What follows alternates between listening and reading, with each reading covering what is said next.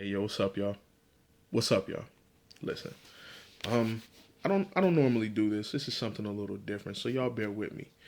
And this is not scripted. I don't have any papers here. You don't hear any papers. You don't hear any notebooks. This ain't written. So y'all bear with me.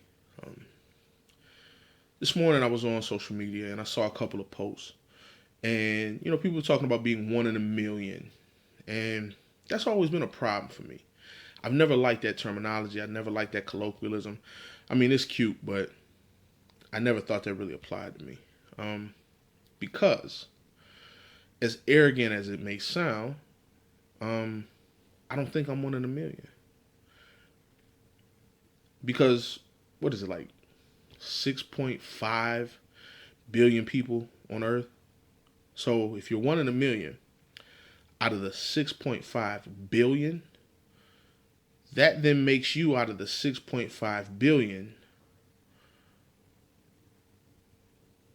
one of what, 6,500?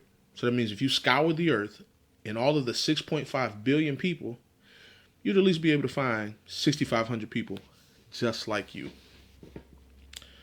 Yeah, I'm not one in a million. I've said this just about my whole life. I'm one of a kind. You're not gonna find a person like me. And that thought brought me to relationships, which a lot of thoughts do, because again, I'm single. You're dealing with other single people in conversation.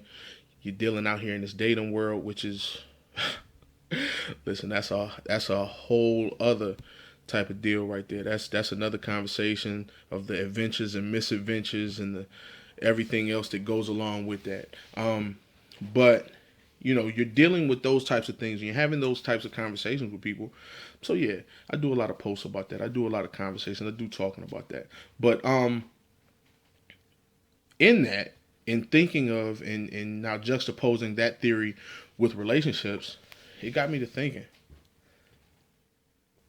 if folks are one in a million, and then you got your folks that are one of a kind, it's counterproductive that a lot of us are guilty of trying to make those that we date, those who we are with, and our significant others, and even our mates in marriage, we try to make them like the good parts of our exes, the good parts of those past experiences of the people who hurt us. We want the people who we're with now, we want the people who we're going to be with, to be the good parts of the people that hurt us.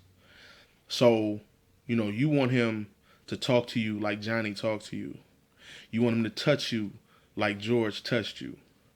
You know what I'm saying? You want him to court you, woo you, like Sean wooed you. But he's not them. You know what I'm saying?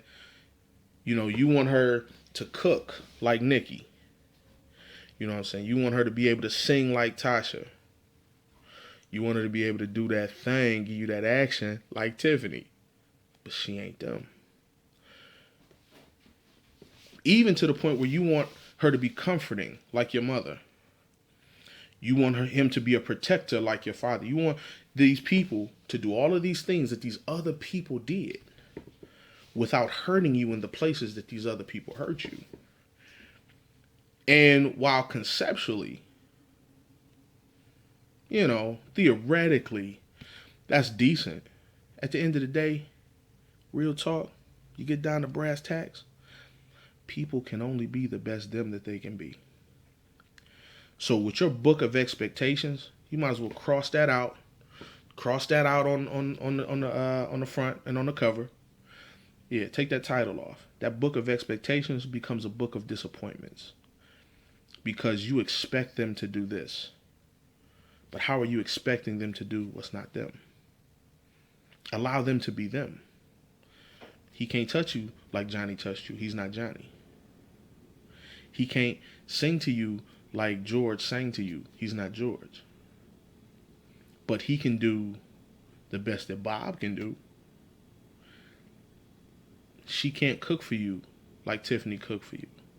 She can't do that thing like Nikki did that thing. But she can do the best that Shauna can do. So if what you want Shauna to do is basically be a good version of Nikki, you selling her short and you're selling yourself short, because you'll never experience the best that Shauna can be, because what you're asking her to be is a good version of Nikki. If you want Johnny to be all of the good things that George wasn't, or you want him to be the good version of George, you're selling yourself short, because you will never see the good Johnny. He'll just always not measure up to George.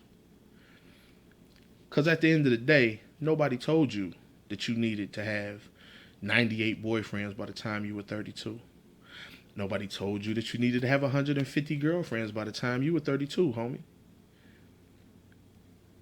What we're really doing, we're judging these people by our past mistakes.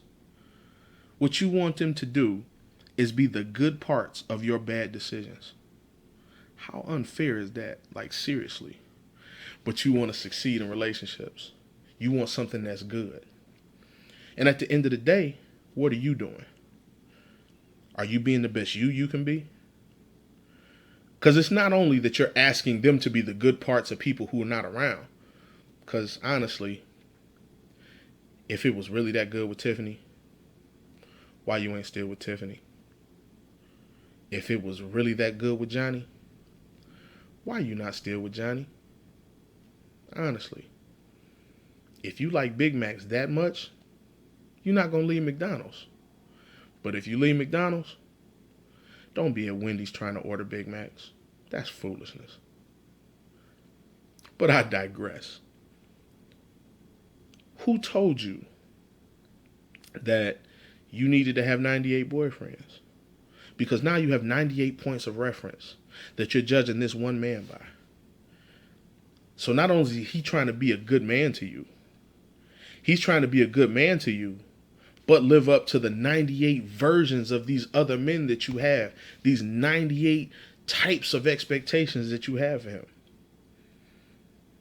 Yeah, this chick is trying to be a good chick to you, but you got 150 lists of expectations, 150 other past people on your resume that you're judging her by.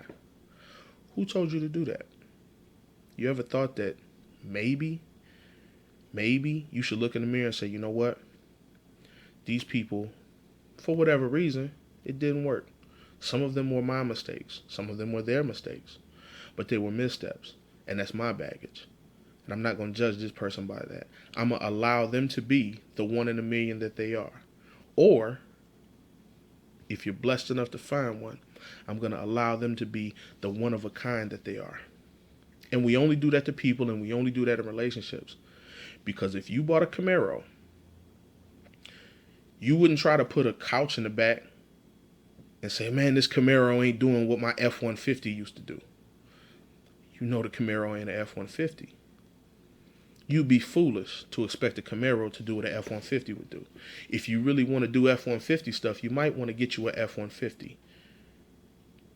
But conversely, you'd be a fool to jump in an F-150 and try to make it do what a Camaro could do. It just is what it is, folks. We got to buy a mirror and look at ourselves and understand the mistakes that we're making. I say it all the time, but real talk. You got to look yourself in the mirror. You got to ask yourself the hard questions and get down to brass tacks and really tell yourself, you might be why you're single. Peace.